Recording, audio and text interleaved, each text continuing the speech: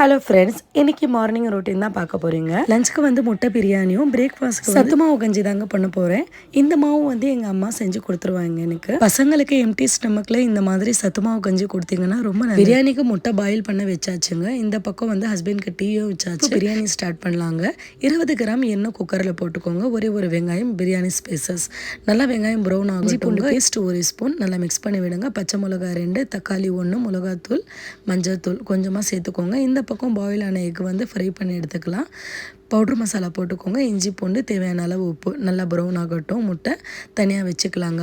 ஒரு கிளாஸ் தான் எடுத்துருக்கேன். கிளாஸ் தண்ணி போதுங்க. ஃப்ரை பண்ண எக்கும் இதில் மிக்ஸ் பண்ணிவிட்டு ஹை ஃப்ளேமில் ஒரு விசில் அப்புறம் சிம் பண்ணிவிடுங்க. இன்னொரு விசில் வரட்டுங்க. பிரியாணி ரெடி ஆகிடுச்சு. அவ்வளோதாங்க, முட்டை பிரியாணி ரெடி ஆகிடுச்சு. சைட் டிஷ்காக ஆனியன் ரைத்தா தாங்க செஞ்சுருந்தேன். ஸ்நாக்ஸ்க்காக அம்மா வந்து ரோட் எடுத்துகிட்டு வந்தாங்க. ஹிந்தியில் வந்து ரோட் சொல்லுவோம், இதுக்கு பேர் தமிழில் தெரியும். ரொம்ப சூப்பராக இருக்குங்க. இந்த வீடியோ உங்களுக்கு பிடிக்கும்ட்டு நம்புறேன். அடுத்த புது வீடியோட பார்க்கலாம்.